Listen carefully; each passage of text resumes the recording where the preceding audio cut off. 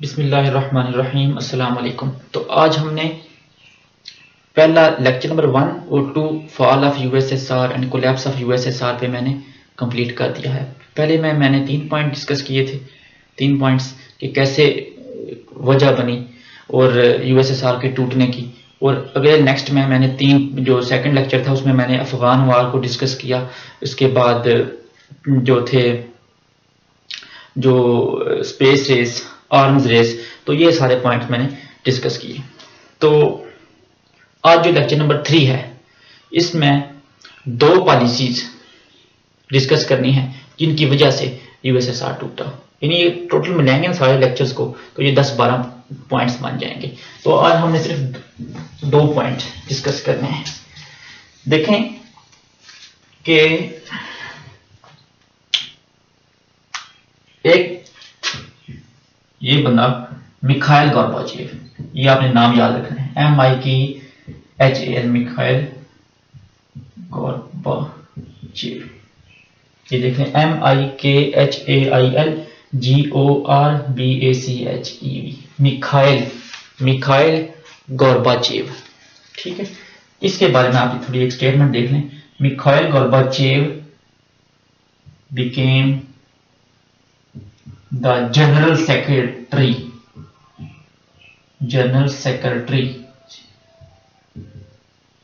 of the communist, क्योंकि communist party थी USSR में, of the communist party of Soviet union यानी USSR इन 1985। यानी हम यूएसएसआर के टूटने के करीब करीब पहुंच गए हैं। 1991 में कोलैप्स एंड 1985 तक पहुंच गए। 1985 में ये बंदा आ गया मिखाइल गोर्बाचेव। ये बना general secretary of the communist party of Soviet union in 1985। General secretary आप एक समझ लें कि पीएम या प्रेसिडेंट बनने के बराबर है। ठीक है, यानी इतनी ये पावरफुल पोस्ट है।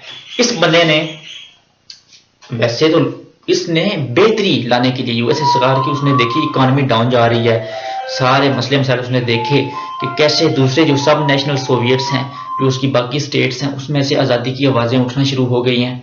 तो टोटलिटेरियन स्टेट पढ़ा था ना आपने, तो उसने 2 पॉलिसीज लॉन्च की, यानी उसने 2 रिफॉर्म्स कह सकते हैं लाई कि शायद कुछ हालात बेहतर हो जाएं। लेकिन अनफॉर्चुनेटली ये जो 2 रिफॉर्म्स थी इनकी वजह से यूएसएसआर को और ही नुकसान हुआ और यहां तक कि वो टूट गया।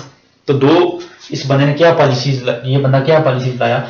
मिखाइल गोर्बाचेव, आपने ये नाम याद रखना है, general secretary of the communist party इन 1985, 1985 में ये बना। 2 पॉलिसीज आपने ये देखें। एक पॉलिसी वो लेके आया ग्लासनोस्त, GLOSNOST या NAST। ठीक है, ये आप देख लें GLASNOST, ग्लास जिसे आप ग्लास देखते हैं, NOST नोस्ट, ये आप देखें ग्लास ओपन है ना, ओपन ही होता है ग्लास कि बंद होता है दोनों तरफ से। ग्लास नोस्ट का मतलब है ओपननेस, इसका मतलब यही है। ये जो पॉलिसी लेकर ये पॉलिसी थी ग्लास नोस्ट, ये बहुत इंपॉर्टेंट है। अगर आपको रशिया के बारे में कुछ जानना है तो आपको ये 2 पॉलिसीज पता होनी चाहिए, दूसरी ये बाद में आएगी। GLASNOST, ग्लास नोस्ट, इसका मतलब है ओपननेस यानी खुला होना, या फ्रीडम ऑफ स्पीच।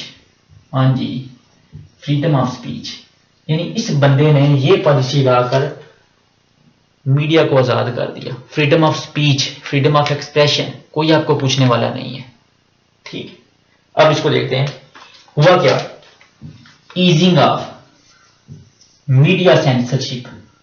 पहले क्या होता था, न्यूज़पेपर छपता था, उसको स्टेट देखती थी कि कोई एंटी स्टेट स्टेटमेंट तो नहीं आई या कोई ऐसी एक्टिविटी तो नहीं हो रही, तो वो सेंसर कहते हैं उसको, वो चीजें निकाल देते थे। अब आप जो चाहे मर्जी लिखें, पूरे यूएसएसआर में जितनी भी स्टेट्स हैं बाकी में, जो मर्जी लिखें कि हमें आज़ादी चाहिए, हमें ये चाहिए वो चाहिए, गवर्नमेंट के खिलाफ बोलें। तो ईजिंग ऑफ मीडिया सेंसरशिप, इसमें हुआ क्या, लोगों को पता था उस टाइम 1985 1980 से ऊपर जा रहे हैं कि ये पॉलिसी आई हुई है, मीडिया पे अब कोई दबाव नहीं है। तो वहां पे लोगों ने देखा कि इकोनॉमी डाउन जा रही है, तो लोगों ने फिर लिखा कि यूएसएसआर की इकोनॉमी डाउन जा रही है, इससे ये गलतियां हो रही हैं, ये पॉलिसीज गवर्नमेंट की नहीं सही, ठीक है। तो सारे कंट्रीज जितने भी थे वो स्टेट्स थी, सब नेशनल सोवियत, तो उनमें ये हालांकि कुछ सोवियट्स ने तो आज़ादी की डिमांड्स भी कर दी, ठीक है। तो ये इस वजह से ये ईजिंग ऑफ मीडिया सेंसरशिप, ये पॉलिसी जो थी वो आई। तो लोगों ने कहा कि जनाब, लोग गवर्नमेंट के खिलाफ ही लिखने लगे, लोगों ने कहा कि जनाब इकोनॉमी डाउन जा रही है, और दूसरे जो सब नेशनल सोवियट्स के जो लोग थे, ठीक है, वो भी आज़ादी मांगने लगे, ठीक है, कि हमें अब आज़ाद करें। तो ये था easing of media censorship and earlier records declassified, ठीक है, जितने पुराने रिकॉर्ड थे उनको डीक्लासिफाई किया गया। Mikhail Gorbachev became the General Secretary of the Communist Party of Soviet Union in 1985. ठीक है, he launched two policies. The first one is Glasnost, Glasnost, and Glasnost means openness, freedom of speech, freedom of expression. ठीक है, उसने क्या किया, दो points और मजीद दिए, ईजिंग ऑफ मीडिया सेंसरशिप, ठीक है। जैसे फिर लोगों ने फिर देखा जो मर्जी लिखें, और उन लोगों को पकड़ने के लिए भी कोई कानून नहीं था, ठीक। एक ये पॉलिसी होगी, easing of media censorship and earlier records declassified. जब लोगों ने देखा कि इकोनॉमी डाउन जा रही है तो लोगों ने इस पर लिखना शुरू कर दिया, अखबारों में, न्यूज़पेपर्स में, पम्फलेट्स।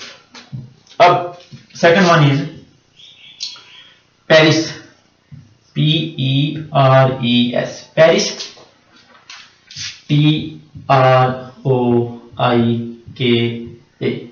Paris तोराइका, perestroika. अगर प्रोनाउंसिएशन मेरी आगे पीछे है तो माफ करना।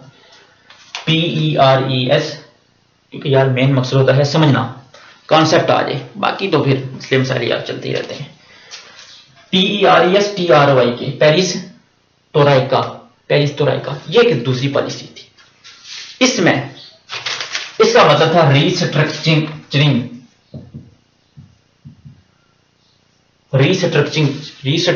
यानी दोबारा किसी चीज को रीस्ट्रक्चर करना, और रिफॉर्मेशन।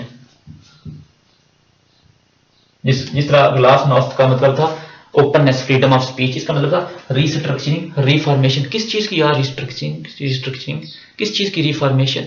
दो चीजें थी, एक पॉलिटिकल स्ट्रक्चर को थोड़ा सा बेहतर करना, पॉलिटिकल स्ट्रक्चर को थोड़ा बेहतर करना, रिस्ट्रक्चर करना, और एक इकोनॉमिक।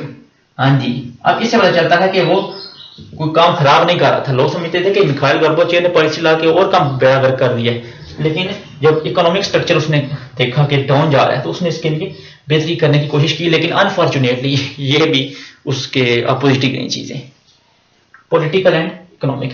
पॉलिटिकल में उसने क्या किया, उसने सोवियत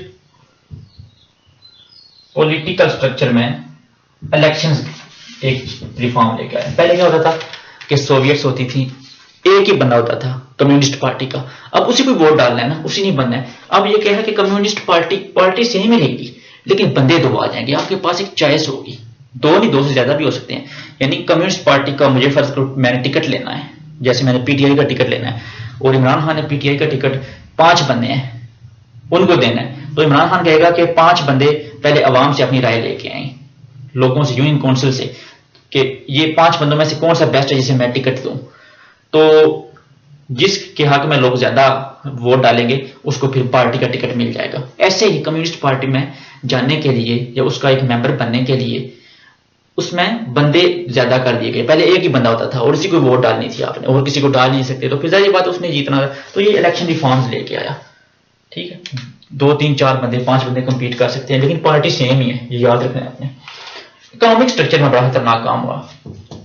जैसे मैंने बताया था ना कि एक कम्युनिज्म चल रहा है, हर चीज tight state control, economy state के कंट्रोल में है, हर चीज स्टेट बना रही है। जब स्टेट हर चीज बना रही होती है तो चीज की एफिशिएंसी, इकोनॉमिक एफिशिएंसी उतनी नहीं बढ़ती, क्योंकि जब गवर्नमेंट के अंडर में चीज आती है, जो लोग काम करते हैं वो उतना बेहतर परफॉर्म नहीं कर सकते as compare to those working in private sector. तो प्राइवेट सेक्टर का एक सिस्टम ऑर्गेनाइज्ड होता है। प्राइवेट सेक्टर में जो लोग काम करते हैं आपने देखा होगा किसी जगह भी आप देख लें, छोटे छोटे आप स्कूल में चले जाएं, एक गवर्नमेंट स्कूल है, एक प्राइवेट स्कूल है, बस आपको ये आपका कंसेप्ट क्लियर हो जाएगा। तो उसने देखा कि यार ये तो स्टेट के कंट्रोल में ठीक है, हमने इकोनॉमी पे कंट्रोल डाला हुआ है, लेकिन हमें प्राइवेट बिजनेस अब लाना पड़ेगा अगर हमने यूएसएसआर की इकोनॉमी को ऊपर लेके जाना है। और ये पॉलिसी ठीक थी बजाय, क्योंकि प्राइवेट जो होता है, प्राइवेट बिजनेस आपको एफिशिएंसी देगा, लेकिन इसकी वजह से भी उल्टा काम खराब हुआ। उसने फॉरेन इन्वेस्टमेंट लेके आ गया, फॉरेन इन्वेस्टमेंट आ गया। पहले क्या था? No foreign investment, no private company, no private owned business. Foreign investment आ गया, प्राइवेटली आउंड बिजनेस भी आ गए, प्राइवेटली आउंड बिजनेस अब ये भी आ गया। ये क्या सारी ये रिलैक्स्ड पॉलिसी थी ना, ग्लासनोस्ट एंड पेरिस्ट्रोइका, ये रिलैक्स पॉलिसीज थी ना, कोई पूछने वाला नहीं है, कोई सजा नहीं है, कोई सजा नहीं है, ठीक है। तो इन पॉलिसीज की बना पर इसका पॉइंट लिख लें, relaxed policies led to demand of sovereignty and independence in relaxed policies, ये glasnost and perestroika lead to demand of, क्या डिमांड, क्या लोगों ने डिमांड की? सोवरेनिटी, सोवरेनिटी, इंडिपेंडेंस, कि हमें आजाद करो। कहां कहां इंडिपेंडेंस, कहां कहां सोवरेनिटी, कि हमें आजाद करो। नेशनलिज्म का कंसेप्ट उन लोगों में क्यों आया और किन किन कंट्रीज में आया? पहले कंट्रीज देख लें। जो 15 उसकी अपने सब नेशनल सोवियट्स थी, ठीक है, सब नेशनल सोवियत, जो उसकी अपनी 15 स्टेट्स थी, उनमें भी आया। और एक कुछ कंट्रीज ऐसे थे जो वर्ल्ड वार 2 के बाद वार्सा पैक्ट का हिस्सा थे। यानी वार्सा पैक्ट के बारे में डिस्कस करेंगे कि यानी यूएसएसआर की क्या कहते हैं, उस किस 15 स्टेट्स में से नहीं थे, लेकिन यूएसएसआर की इन्फ्लुएंस में थे। पोलैंड जैसे होता है, Poland, Hungary, HUNG Hungary, Bulgaria, और भी हैं, चेकोस्लोवाकिया, यूगोस्लाविया, ये कंट्रीज यूएसएसआर के इन्फ्लुएंस में थे। यानी कठपुतली गवर्नमेंट होती थी इन कंट्रीज में, और वो अपने डायरेक्शंस वो यूएसएसआर के मास्को से लेती थी। तो वो इन कंट्रीज में भी वो कहते हैं हम तो यूएसएसआर का हिस्सा ही नहीं है, तो हम हमारी यहां पे क्यों क्या कहते हैं उसको, पपेट गवर्नमेंट्स हैं, इनको खत्म करना चाहिए। तो इनको कहते हैं eastern Europe countries, eastern European countries, ठीक है। ये यूरोप है फर्ज करो, और ये ईस्ट होता है ऐसे, ये वेस्ट होता है, ये नॉर्थ होता है, और ये साउथ होता है। तो ये ईस्टर्न यूरोप यहां पे इस साइड वाले, ठीक है। तो ये यूएसएसआर के इन्फ्लुएंस में थे। तो इनमें भी पोलैंड, हंगरी, बल्गेरिया, रोमानिया, तो ये इनमें भी डिमांड आने लगी कि आप अपना इन्फ्लुएंस खत्म करें, आप हमारे मामलात में क्यों इंटरफेयर कर रहे हैं। तो ये इनमें कठपुतली गवर्नमेंट्स थी जो यूएसएसआर के इन्फ्लुएंस में थी, ठीक है। आप समझ लें कि यूएसएसआर के कंट्रोल में थी, यूएसएसआर का हिस्सा नहीं थी। जो स्टेट्स यूएसएसआर का हिस्सा थी वहां पे तो स्टार्ट हो गया था काम। Relaxed policies led to demand of sovereignty and independence in 15 sub national soviets and eastern European countries, east European countries. इन कंट्रीज में भी वो कौन से थे, वो आगे पढ़ेंगे। Poland, Hungary, Bulgaria, Romania, Czechoslovakia, Yugoslavia, ठीक है। कि इनमें यूएसएसआर ने अपनी कम्युनिस्ट गवर्नमेंट्स, क्योंकि यूएसएसआर कम्युनिज्म को सपोर्ट करता था, उसने जहां भी कम्युनिस्ट गवर्नमेंट बनती थी उसने तो अफगानिस्तान में अटैक कर दिया कि हमारी कम्युनिस्ट गवर्नमेंट के खिलाफ मुजाहिदीन हो गए हैं। तो उस वजह से जो कम्युनिस्ट गवर्नमेंट थी उनको उसने सपोर्ट किया, ठीक है, सपोर्ट किया। और जितने भी ईस्टर्न यूरोपियन कंट्रीज थे उसने उनमें कठपुतली जो सरकारें थी, कठपुतली जो गवर्नमेंट थी वो थी कम्युनिस्ट, उनको काफी सपोर्ट किया। लेकिन उनमें भी इन रिलैक्स्ड पॉलिसीज की वजह से डिमांड आना शुरू हो गई आजादी की, ठीक है। तो नेक्स्ट में इंशाल्लाह मजीद 2, 3, 4 पॉइंट जो रह गए हैं वो डिस्कस करेंगे।